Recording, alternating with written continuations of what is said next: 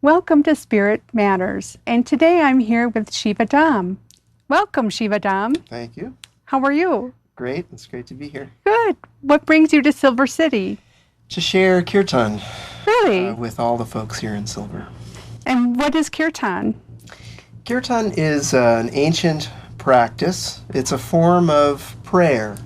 Literally, the Sanskrit word kirtan, or as it's sometimes called sankirtanam, means to sing joyfully. And sankirtanam particularly emphasizes the idea of singing together as a group. So it's a group practice where we invoke the names of the divine, typically in Sanskrit or Hindi. We're singing to and about the Hindu deities, typically. Kirtan is not about performance, so Parvati and I do not perform kirtan. We facilitate the kirtan experience because it is a group process. So we are the ones who are conducting the music, and we call out the phrases that then everyone else sings back. But kirtan really happens when everyone is participating. Mantras, as we say in the West, mantras. So Shri Ram, Jai Ram, Jai Jai Ram is a popular one. What does that mean? This means victory to the venerable Rama. Rama is, of course, a historical and mythological character, depending on how you look at it. But he represents something. All of the deities represent aspects of ourselves. And what does Rama represent? Rama is the courageous or heroic aspect. So really victory over fear. Victory over fear is what the mantra means. Yes. Wow. And there are lots of real-world examples when our courage comes forth. For example, firefighters going into the buildings at 9/11. I think of those firefighters very much as manifestations of Ram, that selfless willingness to serve others, even at one's own peril. This is the story of Rama. And when we started talking, you mentioned the word Parvati. Now that's your co-facilitator? She is, and she's my partner. Yes. Partner in kirtan. And partner in life. Yes. And so we have been doing this and other practices together for a number of years now. How many years? We've been doing kirtan together for maybe 6 or 7 years, and about the same for other practices. And her name is pronounced Parvati? In the West, people typically say Parvati, but the proper Sanskrit pronunciation is Parvati. So some people say, well, what does it really matter? And one thing I point out is that, if you were saying it to someone who speaks a native Indian language, they might not understand you if you said Parvati. And this is true for all of the words that we use in kirtan. My particular emphasis is in pronunciation. I really value that aspect of it. I think that's a really good point. And I think as Westerners, we don't give other languages as much respect as they deserve, especially as Americans. Right. I think that we're pretty much biased into the English language. We are. And it's an important thing to look at. It is, and part of what kirtan does is it exposes us to another culture. We repeat these sacred phrases in a different language, and we manage to experience something of that culture through the language. So it's Parvati. Parvati. Yes. And what does Parvati mean? Parvati literally means daughter of the mountains. Oh. So Parvat is mountain, and the E on the end means a feminine form.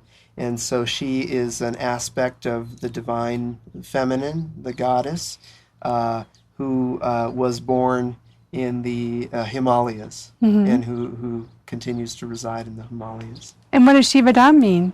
Shivadam. Shivadam, yes, is the proper pronunciation. And it literally means well-being, prosperity, auspiciousness. And the root word many people may recognize is Shiva. And I think this is where also Shiva gets his name, is from this early Sanskrit root, meaning auspicious and well-being.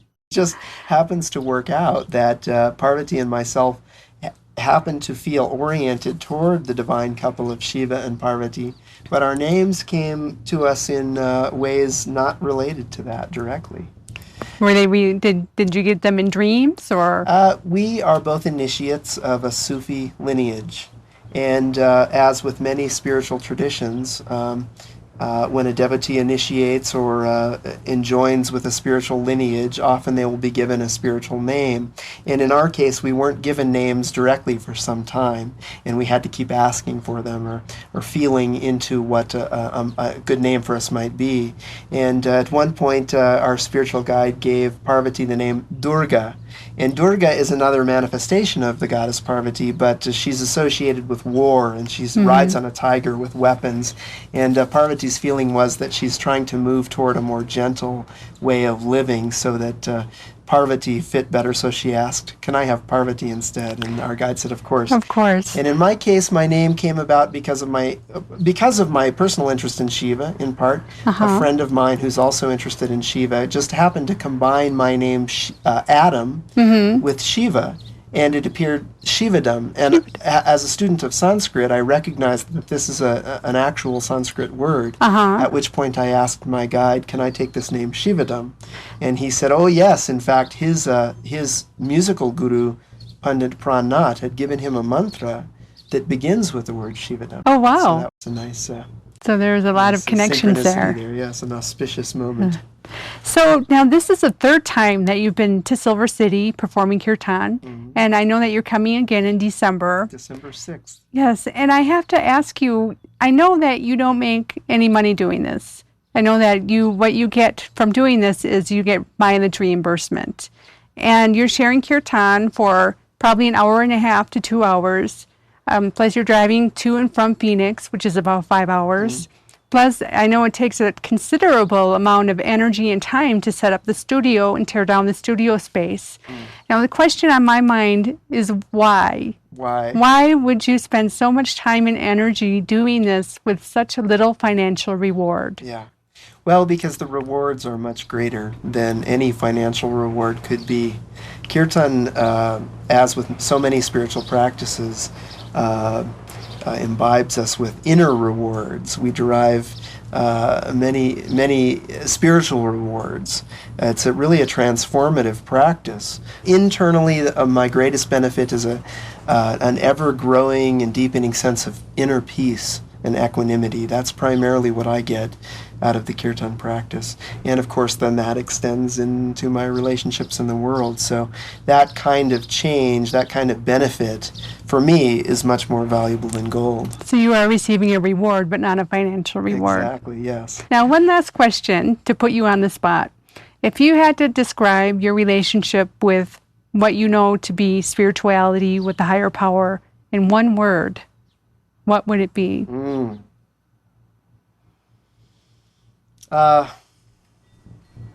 United. United. Yeah. And of course, this is an experience that I'm cultivating through spiritual practice that I hope to fully become aware of at some point. But ultimately, my sense, my strong conviction is that I learn from all of my spiritual practices and teachers is that we are one and the same as the divine. And the key to happiness is to uncover that awareness consciously. And kirtan and so many spiritual practices afford us the opportunity to directly experience that unity with the divine. Perfect. Well, I so look forward to attending and sharing kirtan with you tonight. And thank you so much for joining us on Spirit Matters. Thank you for having me. You're welcome.